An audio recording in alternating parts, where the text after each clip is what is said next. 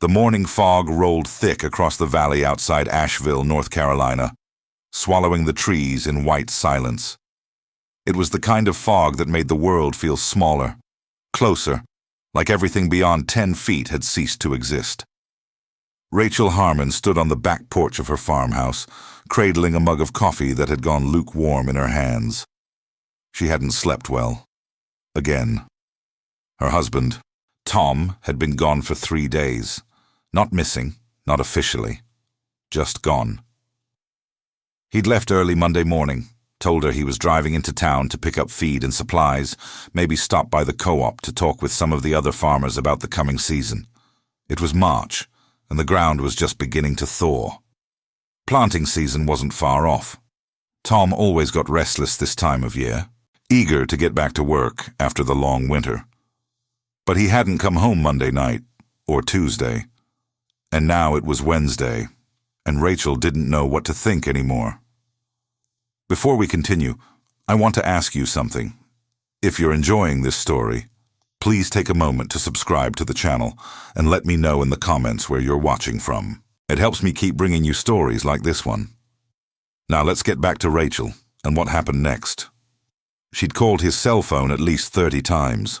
It rang and rang, then eventually stopped ringing altogether and went straight to voicemail.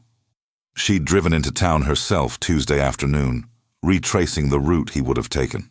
She'd stopped at the feed store, the co-op, the diner where he sometimes grabbed breakfast. No one had seen him Monday, not at any of those places. The police had been polite, but unhelpful. Tom was an adult. He hadn't been gone long enough to file a missing persons report. Not really. Maybe he needed some space, they suggested. Maybe there was something going on between them she hadn't mentioned. The deputy who took her statement had kind eyes, but she could see the doubt there. They'd keep an eye out, they said. Call if she heard anything. Rachel had gone home feeling hollow. She turned from the porch and looked back into the house. Through the kitchen window she could see Finn watching her. The border collie sat perfectly still near the door, his black and white face tilted slightly, ears perked forward. He'd been like that since Monday evening, when Tom hadn't come home at the usual time. Finn always knew when something was wrong. He had that uncanny sense that dogs sometimes have, the ability to read the world in ways humans couldn't. Rachel went back inside. Finn rose immediately, his eyes tracking her every movement. "I know, boy," she said quietly. "I miss him too, but it was more than missing." There was something else in Finn's behavior, something that had been building since yesterday. He'd started pacing the house, moving from window to window, whining low in his throat. He'd scratch at the back door, then the front door, then circle back through the living room and start again. Rachel had let him out several times, thinking maybe he just needed to run, but he'd only gone as far as the driveway before turning back, staring down the long gravel road that led to the county highway. Waiting. Tom had raised Finn from a puppy. He was 4 years old now, smart as any dog Rachel had ever known. Tom used to joke that Finn understood English better than half the people in town. He'd been trained to help with the small herd of sheep they kept, and he was good at it, focused, disciplined, tireless. But his real attachment was to Tom. Where Tom went, Finn went. They were inseparable, except Tom had left Monday morning without him. That was the part that kept circling in Rachel's mind. Tom never went anywhere without Finn. Not to town, not to check the fences, not even to walk down to the mailbox. The dog was always at his side. But Monday morning, Tom had told Finn to stay. Rachel had been upstairs getting dressed when she heard Tom's voice in the kitchen, calm and firm. "Stay, Finn. I'll be back soon." And Finn had obeyed. He'd watched through the window as Tom climbed into the truck and drove away, and he'd stayed. But now, 3 days later, Finn was unraveling. Rachel sat down at the kitchen table and put her head in her hands. She wanted to cry, but the tears wouldn't come. She felt numb, suspended in a strange place between panic and denial. Tom wouldn't just leave. He wouldn't. They'd been married for 18 years. They'd built this farm together, survived the lean years, the droughts, the seasons when they'd barely scraped by. They weren't rich, but they were happy. Or she'd thought they were. Maybe the deputy had been right. Maybe there was something she'd missed. Finn whined again, sharper this time, and scratched at the back door. "All right," Rachel said, pushing herself up from the table. "All right, let's go." She grabbed her coat and opened the door. Finn bolted out into the yard, but he didn't run toward the fields or the barn like he usually did. Instead, he went straight to the driveway and stopped, staring down the road. His body was tense, tail low, ears forward. He barked once, a sharp, insistent sound. Rachel followed him, her boots crunching on the gravel. The fog was starting to lift, but the air was still cold, damp. She could see her breath. "What is it, Finn?" "What do you hear?" Finn barked again, then took a few steps down the driveway. He looked back at her, then forward again, his whole body vibrating with urgency. Rachel's heart began to pound. She didn't know why, but something in Finn's posture, in the way he was acting, made her stomach tighten with dread.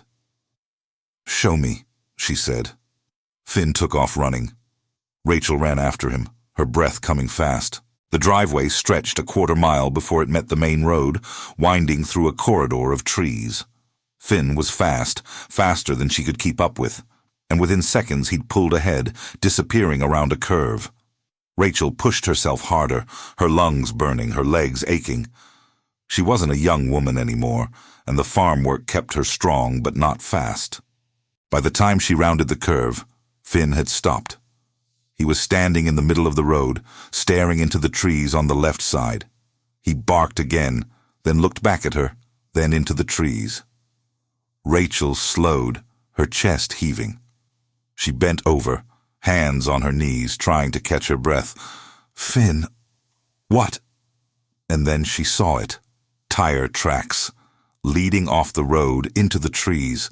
They were faint, partially obscured by fallen leaves and underbrush, but they were there. Fresh enough that the soil was still disturbed, the ruts deep. Rachel's blood went cold. She walked closer, Finn at her side now, silent. The tracks led down a shallow embankment, cutting through the brush. She could see broken branches, scraped bark. And further in, barely visible through the remaining fog, a shape that didn't belong. A truck. Tom's truck. Rachel's legs nearly gave out. She grabbed onto a tree to steady herself, her vision swimming. No, this couldn't be real. Finn barked once, then started down the embankment. Rachel followed, stumbling, her hands shaking so badly she could barely hold onto the branches she used to keep herself upright. The slope was steep, the ground slick with dew and mud. She slipped twice, catching herself, her heart hammering in her chest. The truck was wedged between two trees, the front end crumpled, the windshield shattered. The driver's side door was open. "Tom!" Rachel screamed. "Tom!" Finn was already there, circling the truck, sniffing the ground. He moved quickly, methodically, his training taking over. Rachel reached the truck and looked inside. The cab was empty. No blood on the seats, no sign of Tom. The keys were still in the ignition. "Tom!" she screamed again, her voice breaking. Finn barked from somewhere further down the slope. Rachel turned, her heart in her throat, and saw the dog standing near a cluster of rocks about 20 feet below the truck. He was staring down at something, his tail tucked, his body low. Rachel scrambled down the slope, slipping and sliding, her hands tearing on the rocks and branches. When she reached Finn, she saw what he'd found. Tom was lying in a shallow ravine, half covered by leaves and debris. He was on his side, his face turned away from her, one arm bent at an unnatural angle. He wasn't moving. Rachel dropped to her knees beside him, her hands hovering over his body, afraid to touch him, afraid of what she'd find. "Tom," she whispered. "Tom, please." She pressed her fingers to his neck, searching for a pulse. For a moment she felt nothing, and her entire world collapsed. But then, there. Faint, so faint she almost missed it, but there. A pulse. He was alive. Barely. Rachel pulled her phone from her pocket with trembling hands and dialed 911. The operator answered on the second ring. "I need an ambulance," Rachel said, her voice shaking so badly she could hardly speak. "My husband. He's been in an accident. He's alive, but he's not conscious. She looked around, trying to orient herself. "We're off County Road 47, about a quarter-mile south of Harmon Farm. He's down an embankment, in the woods. Please, hurry." The operator's voice was calm, professional, asking questions Rachel barely heard. She answered on autopilot, her eyes never leaving Tom's face. His skin was pale, his lips faintly blue. How long had he been out here? 3 days. Jesus Christ, 3 days. Finn lay down beside Tom, pressing his body close, his nose near Tom's face. Rachel reached out and touched the dog's head. "You found him," she whispered. "Good boy, Finn. Good boy." Finn whined softly, his eyes fixed on Tom. Rachel stayed on the line with the operator until she heard the sirens in the distance. It felt like hours, but it was probably only minutes. She kept her hand on Tom's chest, feeling the shallow rise and fall of his breathing, willing him to hold on. When the paramedics arrived, they moved fast. 2 of them made their way down the embankment with a stretcher and equipment, while a third stayed up at the road coordinating. Rachel was pulled back, gently but firmly as they worked on Tom. She watched, numb, as they checked his vitals, stabilized his neck, carefully lifted him onto the stretcher. "Is he going to be okay?" she asked, but no one answered. They carried him up the slope, Rachel and Finn following close behind. The ambulance was parked on the road, lights flashing, cutting through the fog. They loaded Tom into the back, and one of the paramedics turned to Rachel. "Are you family?" "I'm his wife." "You can ride with us." Rachel climbed into the ambulance, Finn jumping in beside her before anyone could stop him. The paramedic looked like he was about to protest, but Rachel put her hand on Finn's head and said, "He stays." The paramedic nodded and closed the doors. The drive to the hospital was a blur. Rachel sat beside Tom, holding his hand, watching the paramedics work. They'd put an oxygen mask over his face, started an IV, were monitoring his heart rate. His eyes didn't open. Rachel didn't let go of his hand. Finn sat on the floor, his head resting on Rachel's knee, his eyes never leaving Tom. At the hospital, they were separated. Tom was rushed into the ER, and Rachel was left in the waiting room with Finn. A nurse told her someone would come talk to her as soon as they knew more. Rachel sat down in a plastic chair, Finn at her feet, and stared at the wall. Her hands were still shaking. She didn't know how long she sat there. Time moved strangely, stretching and contracting. At some point, a doctor came out. He was young, with tired eyes and a kind face. "Mrs. Harmon?" Rachel stood. "Yes. How is he?" "Your husband is stable," the doctor said. "He's suffered significant trauma, a fractured arm, several broken ribs, a concussion. He's also severely dehydrated and hypothermic. He's lucky to be alive." Rachel felt her knees weaken. "Can I see him?" "Soon. We're moving him to the ICU. He's sedated right now, but we're optimistic. The next 24 hours are critical, but his vitals are improving." Rachel nodded, not trusting herself to speak. The doctor glanced down at Finn. "Is this the dog that found him?" "Yes," Rachel said quietly. "He wouldn't stop searching. I think he saved Tom's life." The doctor smiled faintly. "I'd say you're right." After the doctor left, Rachel sat back down. Finn rested his head on her lap, and she stroked his fur, tears finally spilling down her cheeks. She didn't try to stop them. She just sat there, crying silently, holding on to the dog that had refused to give up, the dog that had known something was wrong when everyone else had doubted. It was another hour before they let her see Tom. He was in a private room, hooked up to machines, his face still pale but no longer that terrifying shade of blue. Rachel sat in the chair beside his bed and took his hand. Finn curled up on the floor at the foot of the bed, his eyes closing for the first time in days. Rachel didn't sleep. She sat there, watching Tom breathe, waiting for him to wake up. And sometime in the early hours of Thursday morning, he did. His eyes opened slowly, unfocused at first, then finding her. "Rachel," he whispered, his voice barely audible. "I'm here," she said, squeezing his hand. "I'm here." He looked confused, disoriented. "What happened?" "You had an accident," Rachel said. "You went off the road Monday morning. You've been out there for 3 days. Tom's eyes widened, and he tried to sit up, but Rachel gently pushed him back down. "Don't move. You're hurt. Just rest." "3 days?" he said, his voice hoarse. "Finn found you," Rachel said. "He wouldn't stop looking. He led me right to you." At the sound of his name, Finn's head lifted. He stood, walked to the side of the bed, and rested his chin on the mattress near Tom's hand. Tom turned his head, saw the dog, and something in his expression broke. "Hey, boy," he whispered, his voice catching. Finn's tail wagged once, slow and deliberate. Tom closed his eyes, tears slipping down his temples. "I remember," he said quietly. "I was driving. Something ran into the road. A deer, I think. I swerved. The truck went off the side. I remember hitting the trees. Then, nothing. Just darkness." Rachel's chest tightened.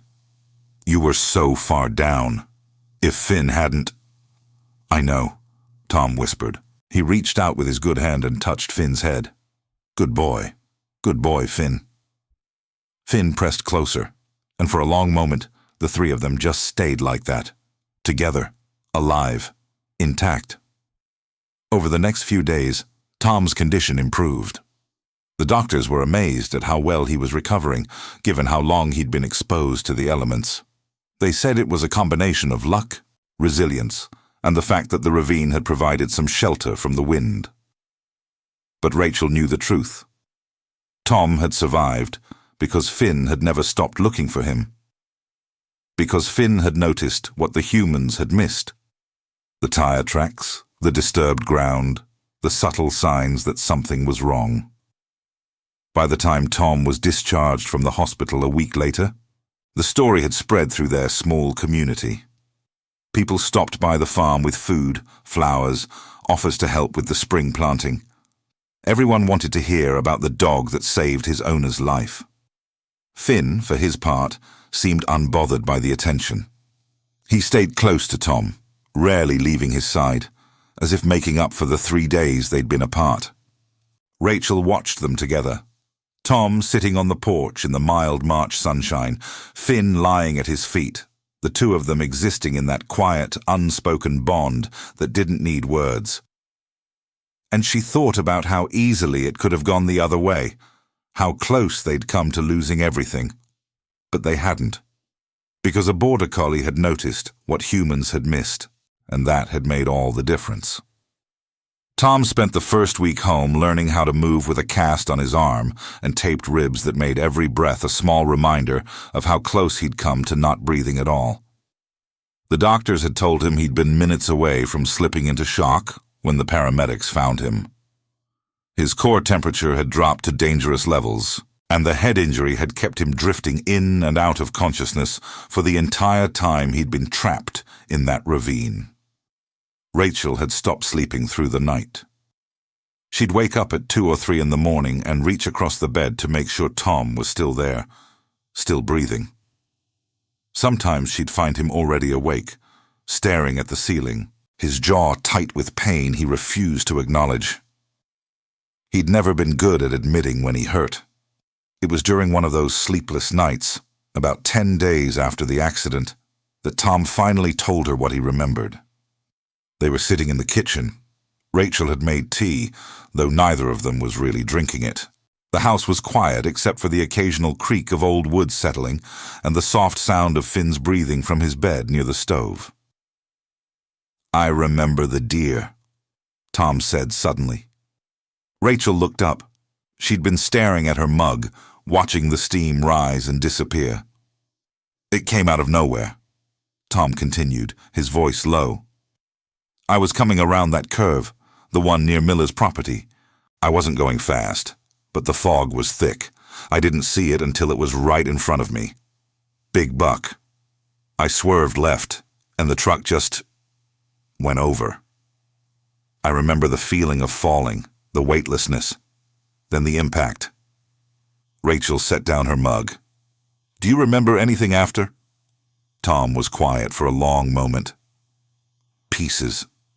I remember waking up at some point and not knowing where I was. Everything hurt. I tried to move, but my arm wouldn't work. I think I passed out again. Then it would happen again. I'd wake up, try to move, black out. It felt like a loop." "Did you try to call for help?" "I don't know," Tom said, frustration creeping into his voice. "I can't remember if I even thought to. My phone was gone. Must have flown out during the crash. I just remember feeling cold. So cold. And then nothing. Just darkness." Rachel reached across the table and took his hand. His skin was still warmer than it had been in the hospital, but there was a fragility to him now that hadn't been there before.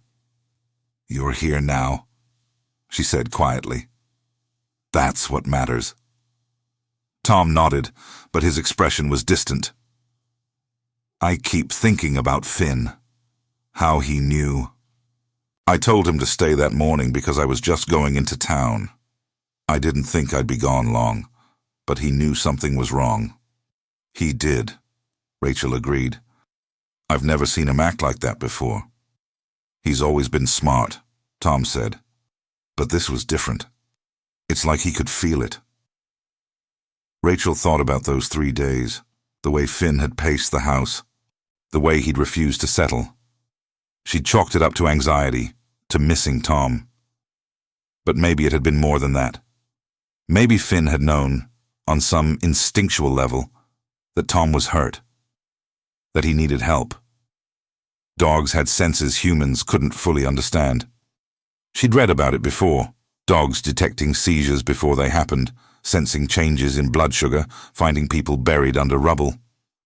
Maybe Finn had picked up on something in the air, some trace of Tom that had lingered even miles away. Or maybe it was simpler than that. Maybe he'd just known because he loved Tom, and love had a way of bridging impossible distances. "I owe him my life," Tom said quietly. "We both do," Rachel replied. Over the following weeks, Tom slowly regained his strength. He couldn't do much around the farm yet. The broken ribs made lifting impossible, and the cast on his arm was cumbersome. But he insisted on being outside, supervising as Rachel and a few neighbors handled the early planting. The ground had thawed enough to start preparing the fields, and the work needed to be done whether Tom was fully healed or not. Finn, as always, was by Tom's side, but Rachel noticed something had shifted in the dog. He was more vigilant now, more protective. If Tom wandered too far from the house, Finn would herd him back, circling and nudging until Tom relented. If Tom sat down to rest, Finn would lie across his feet, as if anchoring him in place. "He's worse than you," Tom joked one afternoon, when Finn had physically blocked his path to the barn. Rachel didn't laugh. "He almost lost you," she said. "He's not going to let it happen again." Tom looked down at Finn, who stared back with those sharp, intelligent eyes, and something unspoken passed between them. "Yeah," Tom said softly. "I guess he's not." It was late April when the sheriff came by. Rachel was in the garden, pulling weeds that had started to take over the vegetable beds. Tom was sitting on the porch, reading through a stack of farm co-op newsletters, Finn lying in the sun at his feet. The sheriff's car pulled up the driveway, kicking up dust, and Rachel stood, brushing dirt from her hands. Sheriff Dalton was a big man, with a grey mustache and a slow, deliberate way of moving. He'd been sheriff of their county for as long as Rachel could remember. "Afternoon," he called, climbing out of the car. "Sheriff," Rachel said, walking over to meet him. Tom had already stood from the porch, making his way down the steps with Finn close behind. "How you doing, Tom?" Dalton asked, extending a hand. Tom shook it carefully, mindful of his still healing ribs. "Better. Thanks for asking." Dalton nodded. "Glad to hear it. Hell of a thing. What happened to you?" "That it was," Tom agreed. The sheriff glanced at Finn, then back at Tom. "I actually came by to talk to you about the accident. We recovered your truck last week, had it towed to the impound lot. Wanted to ask you a few questions if you're up for it." "Sure," Tom said. "What do you need to know?" Dalton pulled out a small notebook. "You said you swerved to avoid a deer. Do you remember what time that was?" Tom thought for a moment. "Early. Maybe 7:30, 8 o'clock. The sun was up, but the fog was still heavy." Dalton made a note. "And you don't remember anything between the crash and waking up in the hospital?" "Not much," Tom said. "Just bits and pieces. Waking up, blacking out. It's all pretty fragmented. Did you notice anything unusual before the crash? Anyone following you, anything like that?" Tom frowned. "No. Why?" Dalton closed the notebook and looked at Tom for a long moment. "We found something when we examined the truck. Brake line was cut." The words hung in the air like a physical weight. Rachel felt her stomach drop. "What?" "Not severed," Dalton clarified, "but scored deep enough that it would have failed under pressure. You hit the brakes when you saw that deer, and the line gave out. That's why you couldn't stop." Tom stared at the sheriff, his face pale. "Someone cut my brake line?" "Looks that way," Dalton said. "Can't say for sure when it happened, but it wasn't from the crash. The cut was clean, deliberate." Rachel's mind was racing. Who would do that? Why? Dalton shook his head. "That's what I'm trying to figure out. Tom, you have any disputes with anyone lately? Anyone who might have a grudge?" Tom looked stunned. "No. I mean, I've had the usual disagreements with folks. Water rights, fence lines, but nothing serious. Nothing that would make someone want to hurt me." "Think hard," Dalton said. "Even small things." Tom was quiet, his brow furrowed. Then his expression changed, something clicking into place. "There was something," he said slowly. "About a month ago, I caught someone trespassing on the back part of my property, near the tree line, close to the old logging road." "Who?" Dalton asked. "I didn't get a good look at him. It was dusk and he was pretty far off. I yelled at him to get off my land, and he took off. I didn't think much of it at the time, figured it was just someone hunting out of season." "You report it?" "No," Tom admitted. "Didn't seem worth the trouble." Dalton made another note. "Could be unrelated, but I'll look into it. In the meantime, be careful. If someone did this intentionally, they might try again." Rachel felt a chill run down her spine. The idea that someone had deliberately tried to hurt Tom, maybe even kill him, was almost too much to process. After the sheriff left, Rachel and Tom sat on the porch in silence. Finn had moved to lie between them, his head resting on Tom's good leg.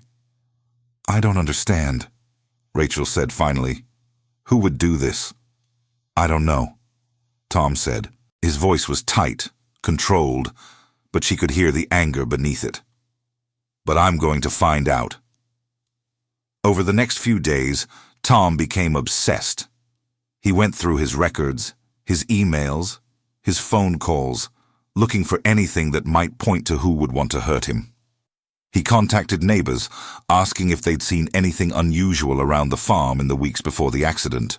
He even drove back out to the spot where the truck had gone off the road, walking the area with Finn, searching for clues.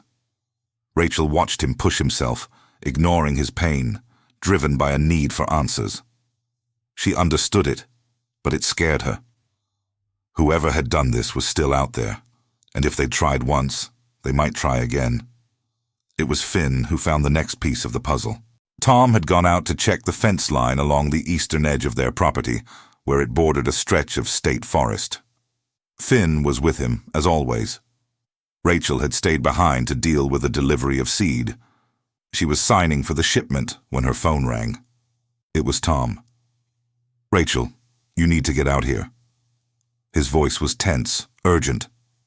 "What's wrong? Just come. Bring your phone. We might need to call the sheriff." Rachel's heart kicked into overdrive. She thanked the delivery driver, climbed into her own truck, and drove out toward the eastern fence line.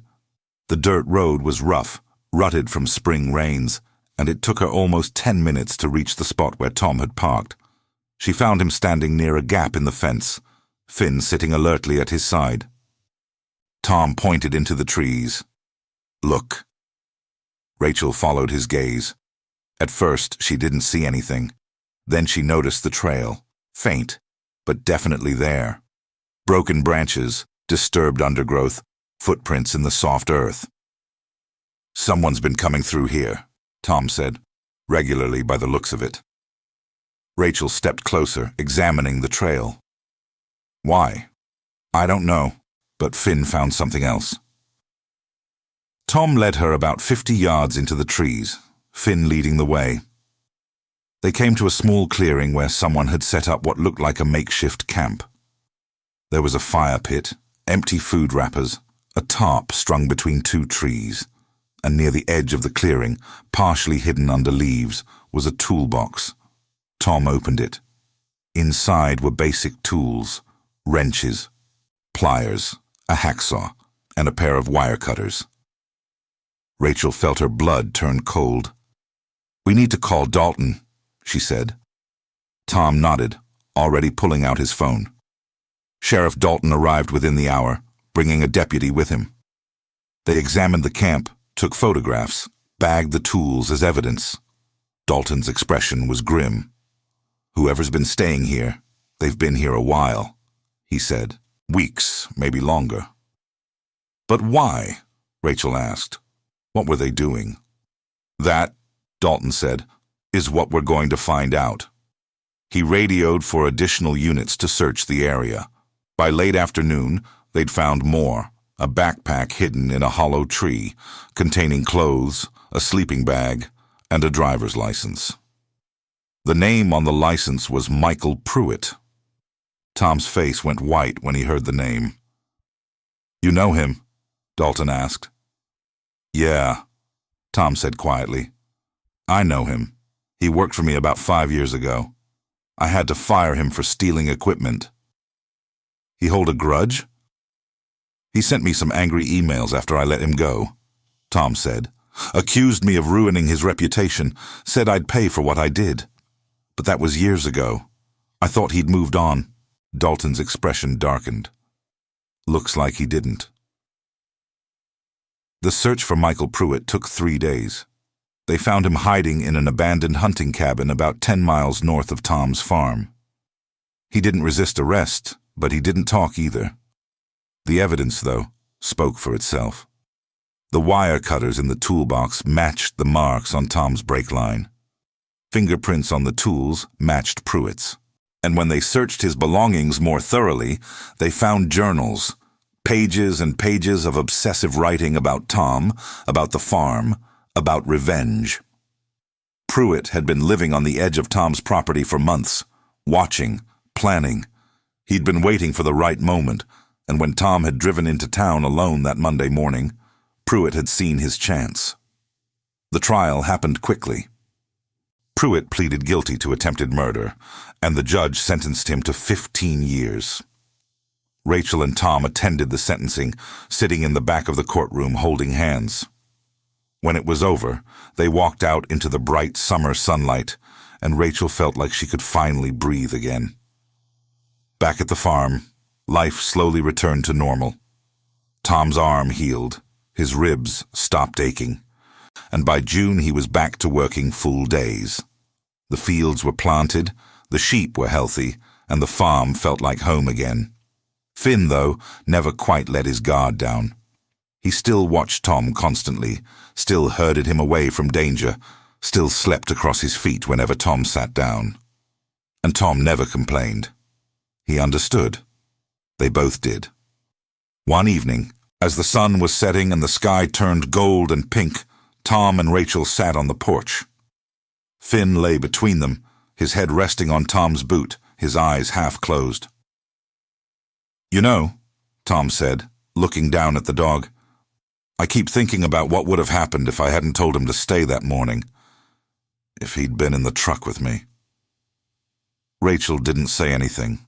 She knew where he was going with this. "He would have been hurt too," Tom continued. "Maybe worse. I told him to stay, and it saved his life." "And then he saved yours," Rachel said softly. Tom nodded. He reached down and ran his hand over Finn's head, and the dog's tail thumped once against the porch. "Yeah," Tom said. He did. They sat there as the light faded, the three of them together, alive, safe. And in that quiet moment, Rachel understood something she'd never fully grasped before. That love, real love, wasn't just a feeling. It was an action. It was searching when everyone else had given up. It was refusing to stop, even when the world said it was hopeless. It was a border collie noticing what humans had missed. And sometimes, that made all the difference in the world.